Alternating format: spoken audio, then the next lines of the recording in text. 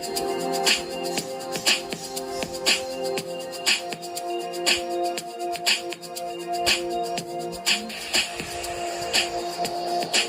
आइए इसमें हम जानते हैं मोबाइल पेमेंट्स के बारे में। मोबाइल पेमेंट्स के बाद से आप समझ रहे होंगे कि मोबाइल पेमेंट्स यानी कि वो पेमेंट्स जो आप मोबाइल से करते हैं। इन मोबाइल पेमेंट्स को आप कह सकते हैं डिजिटल वॉलेट या फिर मोबाइल वॉलेट या फिर मोबाइल मनी। हमारे देश में ऐसे बहुत सारे संस्थाएं हैं, ऐसी बहुत सारी सर्विसेज हैं जो हमें मोबाइल पेमेंट्स अलाउ करती हैं और हमें उसका सर्विस प्रोवाइड करती हैं।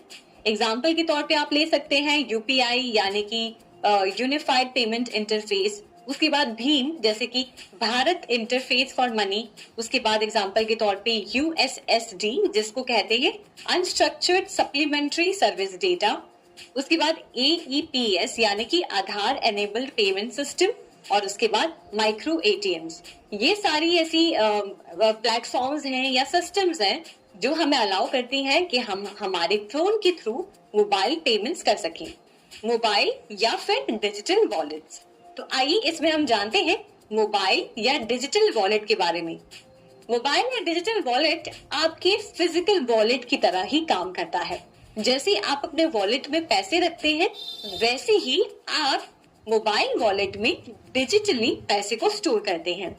इसमें पैसे जमा करने के लिए आप अपने डेबिट कार्ड का इस्तेमाल कर सकते हैं, यानी कि आप डेबिट कार्ड के थ्रू अपने बैंक अकाउंट से इस मोबाइल वॉलेट में पैसे जमा कर सकते हैं, या फिर आप क्रेडिट कार्ड को यूज कर सकते हैं, या फिर किसी और अन्य ऑनलाइन ट्रांजैक्शन के थ्रू आप इसमें पैसे जमा करते हैं।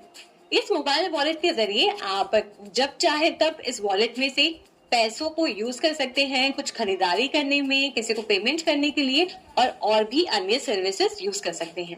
अब यहाँ पे आप ये समझिए कि ऑनलाइन ट्रांजैक्शन और मोबाइल वॉलेट में एक सबसे बड़ा ये डिफरेंस है कि जब भी आप ऑनलाइन ट्रांजैक्शन करते हैं, ठीक है, तो कुछ ना कुछ एक्स्ट्रा चार्जेस हो सकता है कि आपका बैंक आपके बैलेंस में से काटता है उस ट्रांजैक्शन को सक्सेसफुल करने के लिए।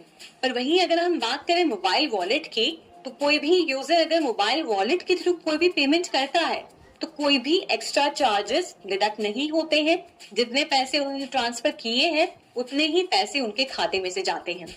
और दूसरा सबसे आप मान लीजिए बेहतरीन और इजी कन्वीनियंट वे है मोबाइल वॉलेट को यूज करने का, कि मोबाइल वॉलेट जब आप यूज करते हैं पेमेंट करने के लिए, तो आपको बार बार अपने कार्ड की डिटेल्स एंटर नहीं करनी पड़ती हैं, पिन एंटर नहीं करना पड़ता है। आपको बस जाके अपने मोबाइल वॉलेट में साइन इन करना होता है और आप डायरेक्टली पेमेंट कर सकते हैं। अगर आप भी इस मोबाइल वॉलेट को यूज करना चाहते हैं तो मैं आपको बता दूं कि हमारे देश में ऐसे बहुत सारे आप मान लीजिए बैंक्स हैं या प्राइवेट ऑर्गेनाइजेशंस हैं जो हमें इन मोबाइल वॉलेट को प्रोवाइड करते हैं।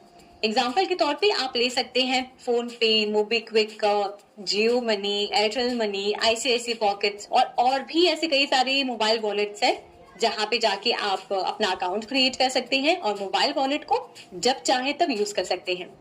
पेटीएम को आप www.ptm.com या गूगल प्ले स्टोर या ऐप स्टोर से अपने स्मार्टफोन पर डाउनलोड कर सकते हैं।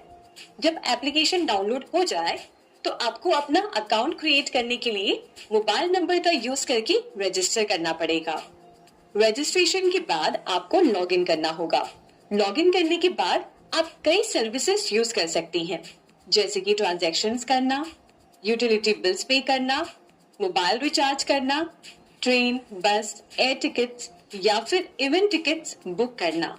हमारे देश में बहुत सारे बिजनेसमैन पेटीएम को एक्सेप्ट करते हैं।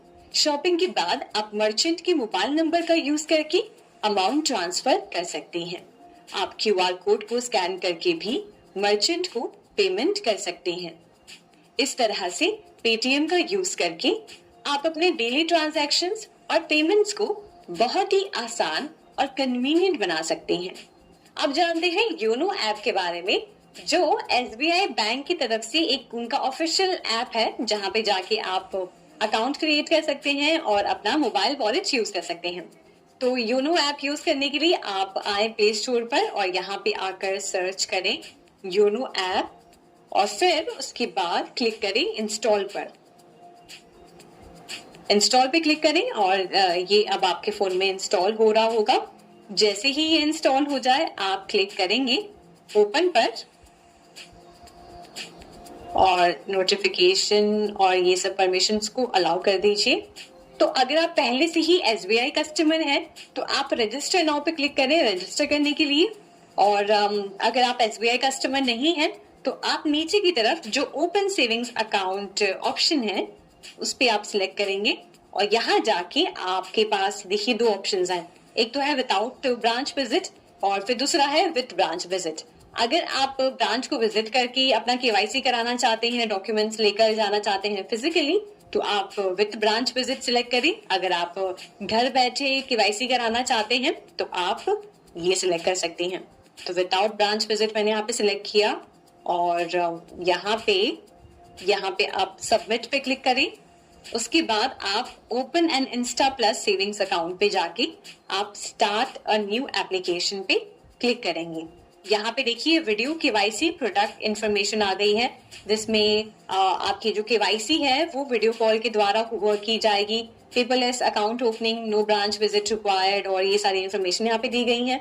हम यहाँ पे इस पे चेक मार्क पे क्लिक करेंगे और फिर उसके बाद नेक्स्ट पे क्लिक करेंगे और यहाँ पे आपके अकाउंट ओपनिंग के लिए यहाँ पे देखिए प्रोसेस दे दिया गया है कि जिसमें आपको ऐप इंस्टॉल करना है, मोबाइल नंबर डालना है और वेरीफाई करना है, OTP और ये सब।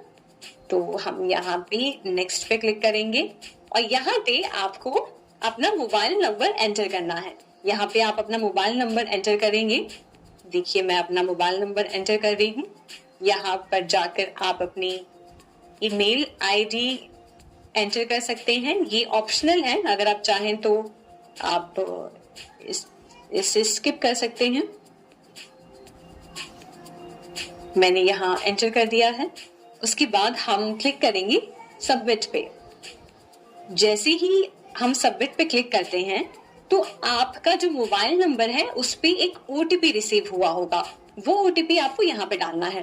तो हम हमारे फोन में चेक करेंगे OTP क्या है और यहाँ से मैं OTP एंटर कर रही हूँ। एक OTP हमारे मोबाइल पे आया है और एक OTP हमारे मेल पे आया है।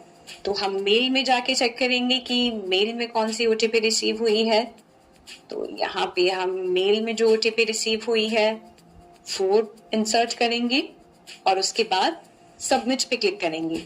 सबमिट पे आप क्लिक करेंगे तो यहाँ पे देखिए ये ऑप्शन आ रहा है, please create your application password, minimum 8 characters with combination of letters in upper and lower case, digits and special characters. तो यहाँ पे आपको अपना एप्लीकेशन पासवर्ड डालना है।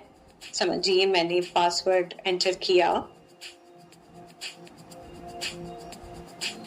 यहाँ पे सिक्योरिटी क्वेश्चन में आप क्लिक करें तो यहाँ पे देखिए आपको ऑप्शंस में से सिलेक्ट करना होगा कि which is the website you rarely visit, which adventurous sport does your father enjoy, which book do you children like. तो इसमें से आप कुछ भी ऑप्शन सिलेक्ट कर सकते हैं।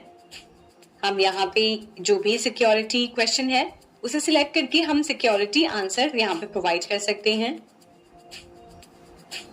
और उसके बाद आप नेक्स्ट पे सिलेक्ट करें, ओके पे क्लिक करेंगे और यहाँ पे आप चाहें तो अपने पासवर्ड को सेव कर सकते हैं। हम यहाँ पे नॉट नाउ पे क्लिक करेंगे और यहाँ पे देखिए अकाउंट ओपनिंग के लिए दो ऑप्शंस आ गए हैं। आप CRS डिक्लेरेशन फॉर्म को क्लिक करेंगे इसके चेक बॉक्स पे और उसके बाद आपको ये सारे कंसेंट्स जो है अग्री करने हैं।